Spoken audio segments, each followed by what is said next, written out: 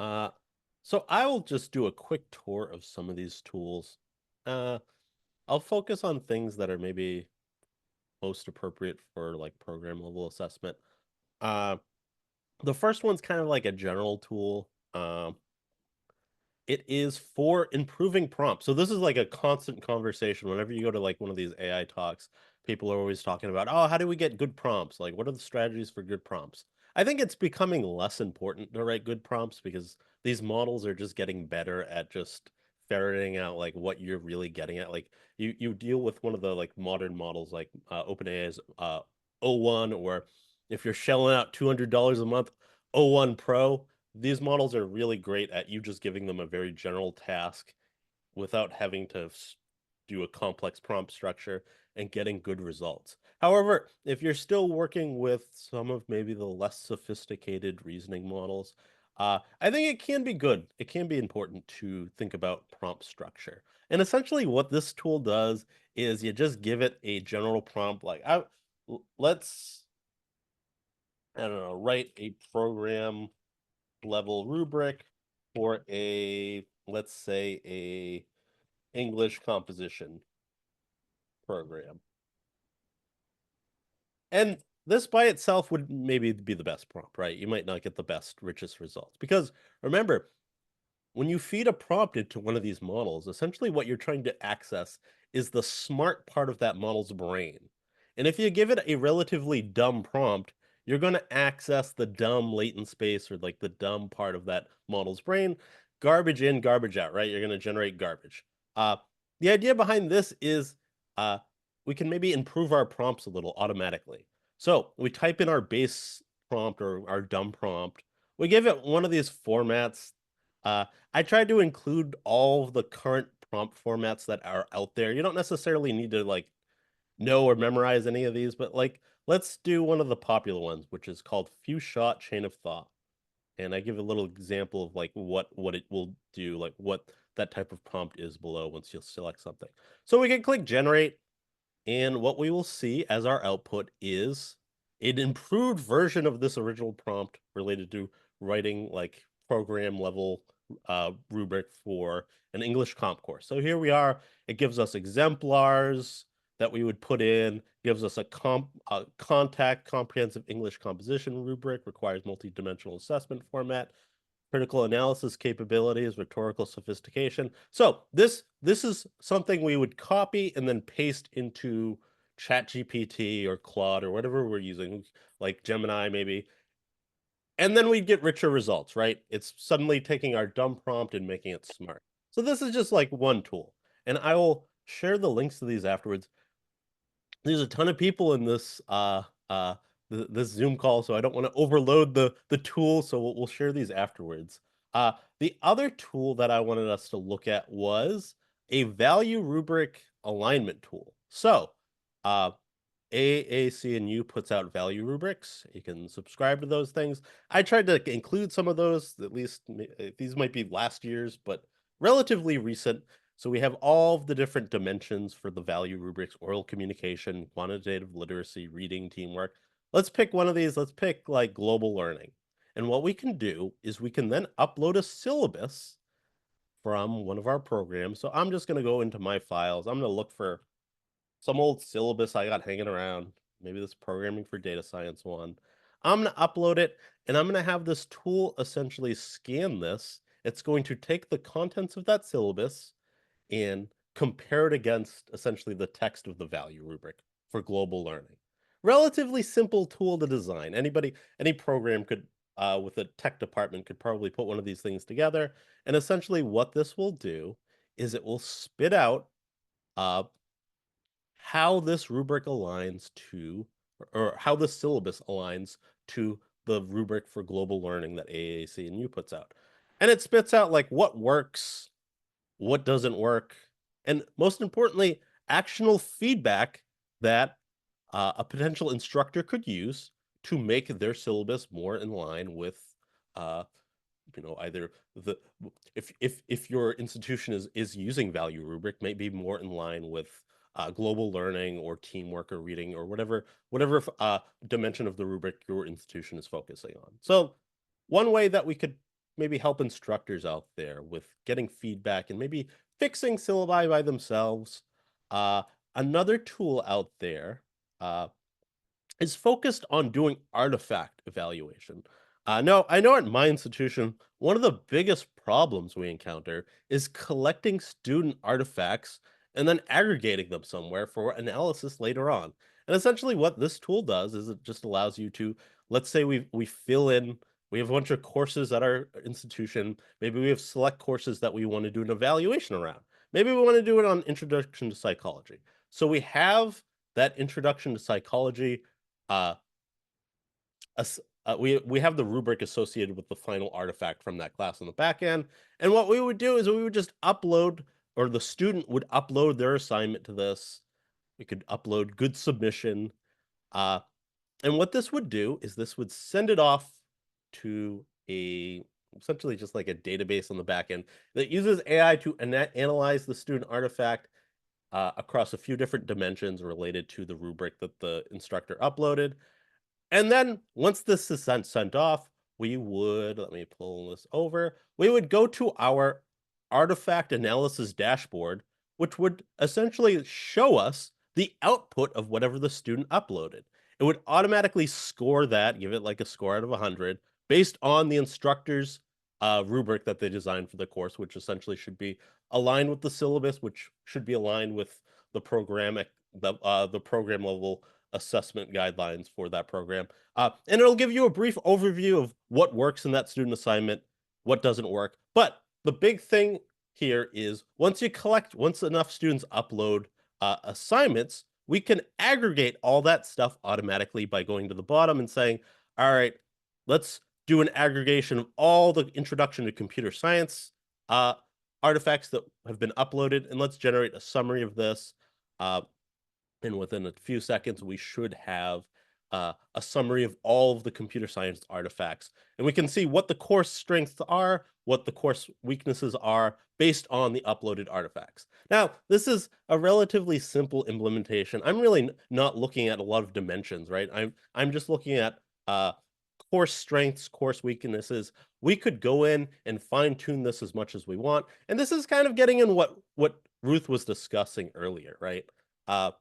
We can use AI to automate a lot of like the grunt analysis work for us. The trickier part becomes what type of data do we want to collect? And how do we want to do that analysis? Having direction around that is where I think assessment professionals are going to shine in the future, right? Because these tools are going to allow us to collect a lot more data about students, for better or worse, right? Like in some cases, that might not always be a good thing, but uh, this will give us deeper insights into what's working and what's not working in our programs. Uh, so I didn't want I don't want to take up too much time with this. I just wanted to give some brief examples of how stuff might work. Uh, these are pretty rudimentary tools. I think any tech department at any school could really put one of these together in like a day.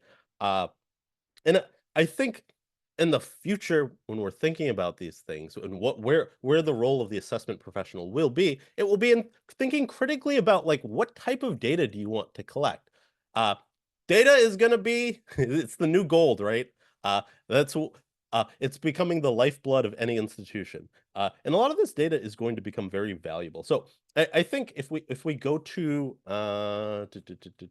we go to my crystal ball, above and beyond thinking about like how the role of the assessment professional is going to change.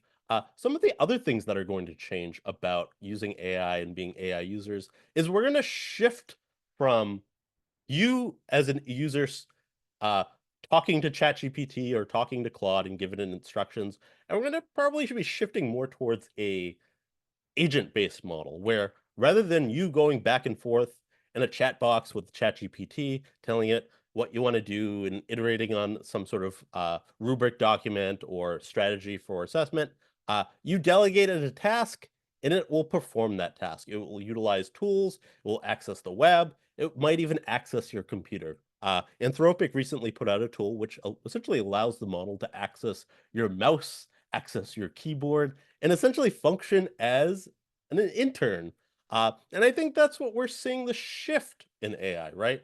we're shifting more away from these dialogic interaction tools to agent-based tools that are fully autonomous.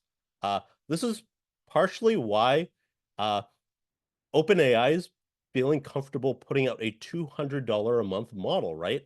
They are slowly moving towards this idea of you can buy an intern. You can essentially buy an employee for your organization for X amount of dollars a month. And I think more and more companies are going to be chasing after that agent-based model in the future. And in that regard, when we have models that we can delegate tasks to, I think it becomes a lot more important to be thoughtful about the types of tasks that you delegate to that model or that tool or that AI agent.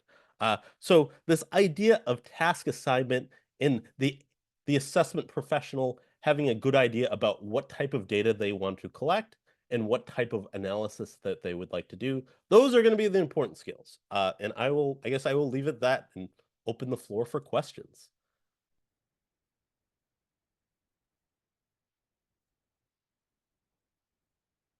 So this is the moment where this is your opportunity to we open the discussion. We don't have prompt questions for you. This was our, to some degree, each presenter had about 13 minutes to present to kind of get things going. So you can ask questions of any of us, one of us, of each other, and to bring it into the spirit of the grand finale for the SLO Talks Friday. To get back to this topic of student learning outcomes, because after all, we're all here in the business of student learning. And Peter wrote a blog, when was it, Peter? Months ago, about this is a tool. AI is a tool for learning. And so if we can get back to the question of learning and student learning outcomes, kind of wrap up our just before, Friday the 13th, prior to holiday break, let's open it up for any questions that you might have. I don't know if Yarrick, you wanna kind of run an open conversation? Sure, I'll be certainly happy to. Yes. So indeed, this is for the audience to ask questions, and let me just get us started then. Thank you very much, Ruth. The presentations were absolutely spectacular. As we see in the chat, people are just very, very happy with what we have seen. So thank you very, very much for sharing your expertise and your time with us. The question that I will have, since we are talking about student learning outcomes, what do you think is going on? Are we kind of like, getting caught like a deer in the headlines, to use perhaps well, I don't know if it's a drastic, but let's just say it's an analogy that comes off the top of my head. We've been keeping ourselves accountable in higher education in terms of attendance, persistence, and transfer rates, right? To give some examples. At the same time, there is this world of learning that we really have not been able to even muster any effective or long lasting formula for funding. Someone said in the chat, I believe here, that we are focused on learning to know rather than learning to do.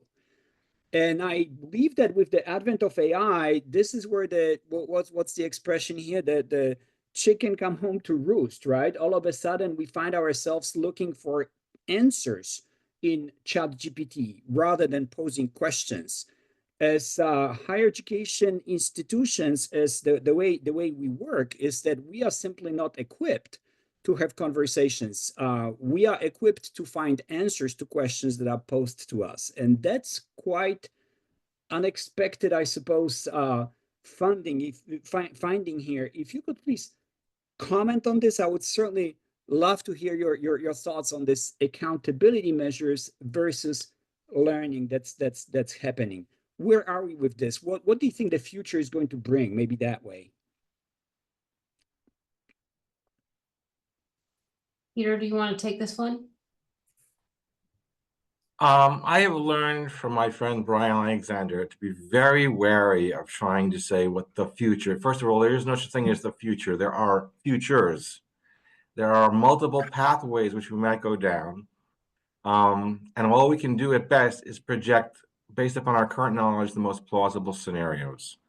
From an instructional design point of view, I think the schools that will get take the biggest advantages, the ones that I call the Falcons, will be the ones with cultures of innovation around creating new kinds of tools, deploying them with students and seeing if they work. And if they partially work, then reconfiguring them and then redeploying them. One of the groups that I created in LinkedIn was for an AI makerspace, and it was specifically for people who are building stuff who want to share it out. One of my concerns about any conferences in academia around AI is that they'll model other conference model and have a lot of people talking. I don't want to go to a talking conference. I want to go to a conference where people are building really cool stuff that advance learning and assessment, and then figuring out how to bring it back to my school and trying out with students so that when they come out of their experience, they've learned, they know, and they can do, and they have the confidence to show it. That's the future that I'm building for. But I don't know if it's going to be that way because, again, we are working in an inherently conservative career pathway. I mean, education is very conservative. We tend to, a lot of people in education I've noticed are, while they are politically progressive, they are pedagogically conservative, which means they want to change every part of the world except their own. My concern is that there are a lot of institutions that are going to spend a lot of years trying to resist AI to preserve their older model. They don't want to, they fear a paradise lost. But that's not going to work in the long run. And what's worse is that if students don't get the learning through our institutions that you're using AI thoughtfully, they will get them somewhere else. And if those other alternative institutions prove to be more effective in terms of both learning and managing costs, game over. There's nothing eternal about the college and university model that we have. It's only a couple of 100 years old. It could sink if something better comes along. And if we don't try to adopt AI in a critical, thoughtful way, something better will come along, particularly in the United States, which is famous for innovating and getting around older models. So I think we're really at a fork in the road. And I would add, too, that one of the things that we should remember is that a lot of our schools have been having equity conversations for years. This right now is the single biggest equity topic that I can think of. Because the wealthier schools, the private universities, are already throwing a ton of money at AI for the benefit of their students. Mm-hmm. So students who already have a clear social and economic advantage will now accelerate, unless we can find a way that students in less advantaged schools can make use of it. And I think there is an opportunity there, because I think those of us in the non-private schools that are traditionally in a scarcity environment, we tend to be more creative because we have no other choice. I call this the way of the Cuban mechanic. If you think about it, the best mechanics in the world are in Havana. Why? Because they've had to keep cars running for decades, because they don't have the resources to get new ones, which is what made them so good at what they do. I think those of us, particularly in state colleges and community colleges and whatnot, are like Cuban mechanics. We can find very clever ways to leverage AI to benefit our students. And I think we will be more creative because we don't have money to throw at the problem. And I think that's one of the most exciting and unforeseen aspects of this new phenomenon. Wow, very, very powerful, very, very, very insightful answer. Thank you so much. Thank you, Peter. Vernon has raised his hand. Please go ahead. So thanks. This is, as usual, really insightful. Lots of ideas, lots of different directions, and lots of different perspectives in terms of the different roles and responsibilities that exist. I'm thinking about my own community college here. Devan's presentation really got me thinking about things, and part of that is the way that he's able to kind of use language to kind of frame this. And one of the things that Devan mentioned was sort of this agent-based model, where a lot of our work, frankly, is sort of grunt analysis, as he put it. And that if we can maybe, it seems like the idea was maybe we can offload some of this grunt analysis to do more, a different type of assessment. And here I'm thinking that the grunt work would be in creating these adaptive models of learning. Like if I could offload that process, then I could get into the details of assessment that really matters. So when I'm thinking about adaptive learning, I'm like, oh my gosh, this is going to be so much work. So if I can harness AI to do that job, then I can sort of get into the individual feedback that would really improve the student learning.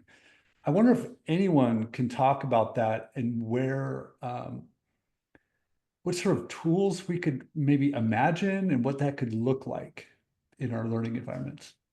Can I just add one thing here? Devan created a tool that for writing tutors where the chatbot tutor talks with the student about their writing problems and gives them feedback and everything like that. But then what the chatbot does, it generates a report for a human tutor.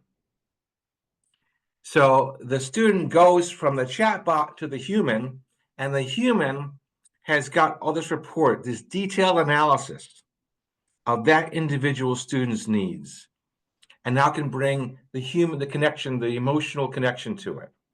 I see that as the most promising model. The fact that as a writing teacher, I'm not spending so much time now having to create complicated comments.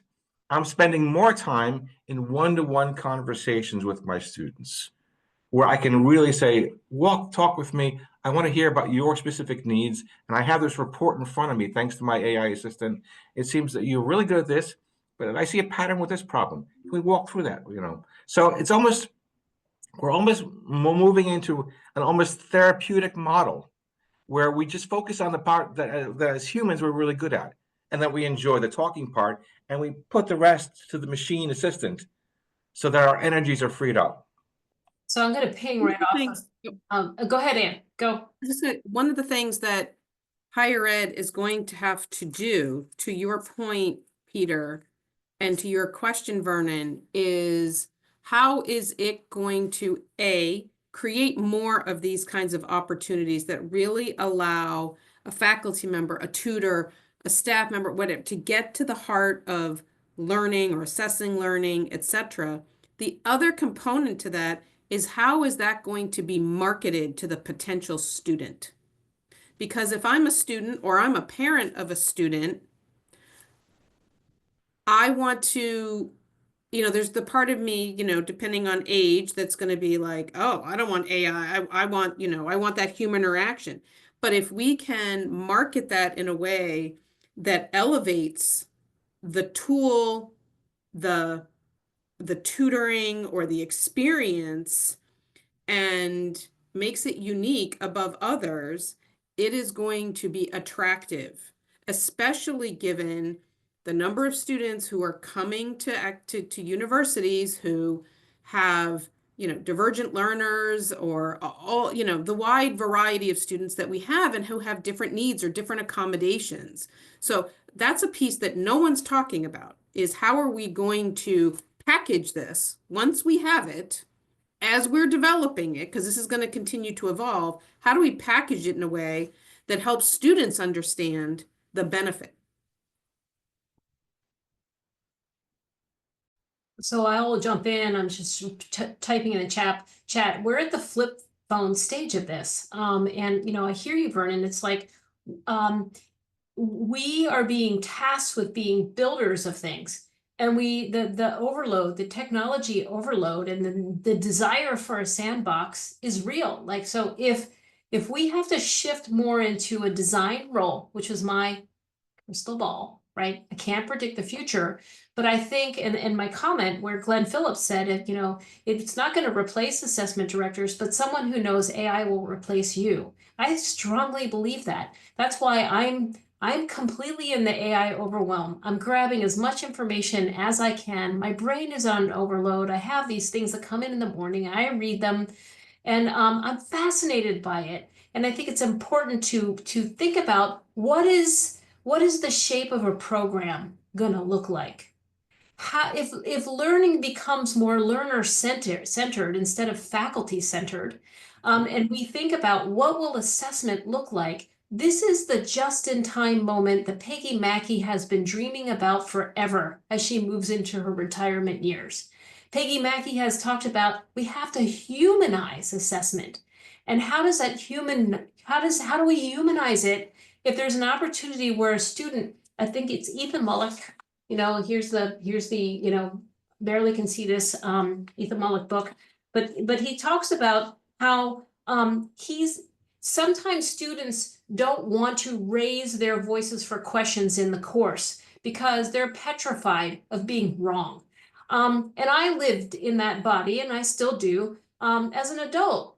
And if I can have an opportunity to work it out in another way without having to raise my hand, what's wrong with that? Why do I have to be forced into an environment where it has never been the right learning environment for me, but that's what I was supposed to do instead of possibly being a mechanic or a contractor, which I probably would have rather have done, but that was my route for me. It was chosen. So the thing is that maybe even in Cuba, the thing is that I'm asking us, Vernon, to think, how might our assessment strategies change? We all loathe the end of year assessment report.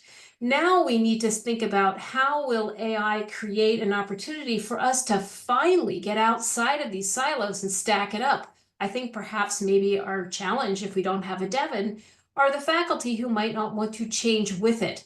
And I think that's a big mistake for us. And yes, there are these impacts that we have to think about, as Joanna has handed to us. We have to think about this use, and we care about the environment, and we don't want these tools to be at the detriment. And this is huge. And I'll leave you with a thought and pass it on to others here to not take the floor. But Ethan Mullock talks about this is a once in a generation technology. And that really stuck with me. This is a once in generation technology where it changes everything. This isn't just something that's going to come and go.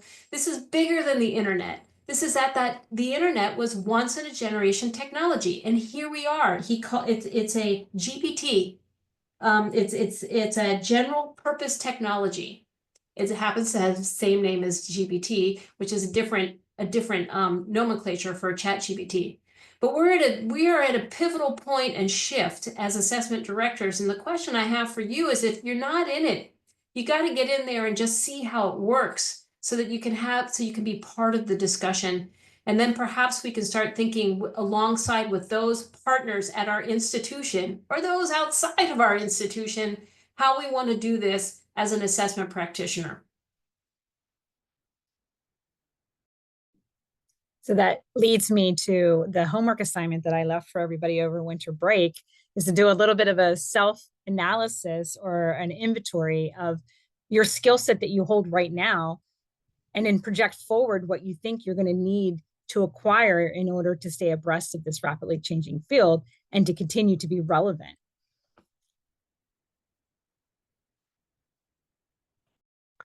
Good question, Ruth. I'm just trying to piggyback on what you were saying about humanizing, that. How do you value and preserve the human faculty and leverage that side of it? Well, to me, I feel like that's an easy answer.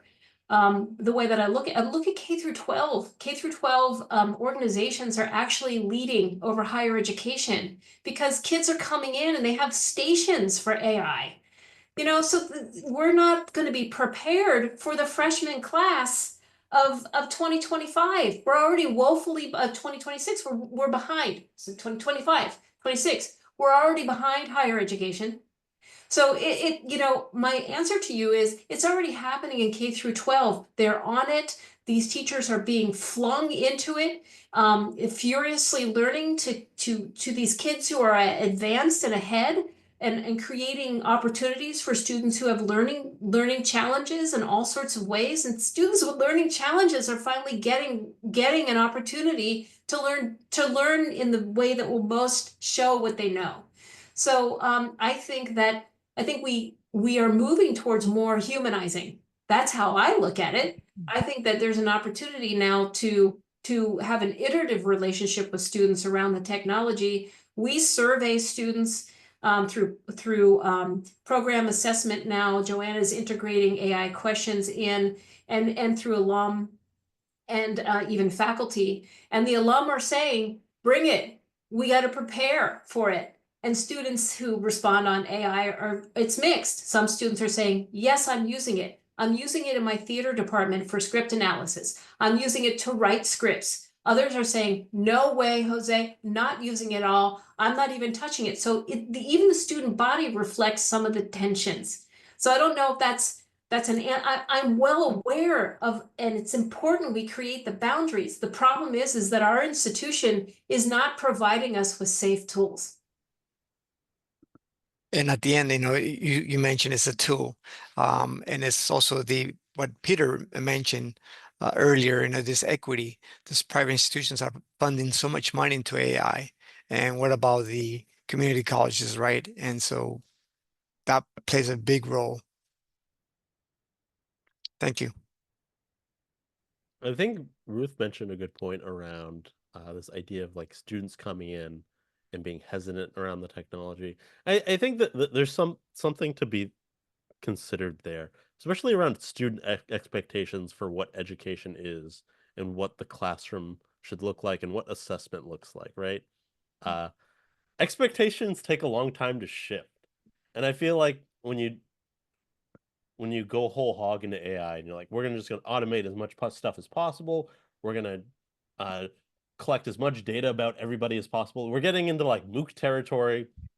And I think you start to see a breakdown of the learning experience environment when you go into MOOC territory where you're fully automating as much as possible and you're collecting as much data as possible. Because at a certain point, you really have to take into consideration what the students want, what they think is valuable about the classroom experience, and what they think is valuable about being assessed. And in a lot of cases, that goes against maximizing AI usage. We're also up against a few minutes before 3. And before we do wrap up, I do want to just say, this is, again, this is the last of the Java Jams. This is our grand finale inside of the coaches' grand finale for the semester. So the Friday SLOs and coaches, they continue on. We're just a finale within a finale. And we wanted to have an opportunity to say to this group, thank you for being here with us. And also those of us who have been a part of the JAMS community for the last year, thank you for being with us. And thank you for contributing. Every single person who has presented as part of the Java JAMS has, and specifically for this one, carved out 2 hours of their time for free to participate in this conversation. It's an open, free exchange. There's no pay. There's no cost. It's just a conversation. Maybe another couple people will carry on a form of the Java Jams in your own way. We have a LinkedIn group. You can join us. We'd love to have you there. I post stuff as it comes up, then I try to grab it. I try to keep it focused on assessment. Peter's group is dedicated to education, is an instructional designers group as well. And then you've got to, just build your own network of people that you like to follow. So I am not having the last word. I'm just having a word to say thank you to Jarek and the wonderful moderators for today's talk and all of your help. I'll let someone else wrap us up. If there's someone else who wants to ask one question or someone who wants to leave a thought before we hand it back over to Jarek and call it a Friday the 13th. There's a question that I saw a couple of times, what do we do now, right? Considering that AI is here, what are the next steps? How do we make it work for us? And I tell you, there isn't really a panel that I can think of in this humanity, if I can speak of us as people who are educated, who would have something to say. ChatGPT is here to provide all the answers you need with this regard. So go ahead and start having a conversation. We'll see where that takes us. So thank you very much all. Really, really, very, very kind of you to be joining us this Friday the 13th, indeed. This is the last show for the season. The next step is our 12th annual SLO Symposium by the end of January. So please make sure that you register early. We only have 1,100 spots available in our Zoom. We already have fantastic lineup of speakers, so it's going to be a great event. And then we are going to come back to Friday SLO Talks early February. Well, what can I say? Happy holidays to everyone. Thank you so much for joining us, and big kudos for Ruth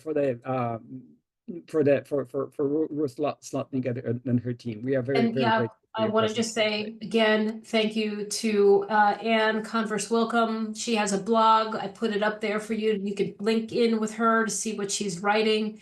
To Peter Shea, to Devan Walton, to Joanna Boeing, to Bobby Joe. Pinelli, you're still on here, Bobby Joe. If she's not, she might be hopefully signing on her house. So thank you everyone for being here. Thank you, Yarrick, and wishing everyone a safe and happy holiday season. Over and out from the Java Jams. Thank you so much. Right on. Thanks, everyone. Until next time, take care. Happy holidays.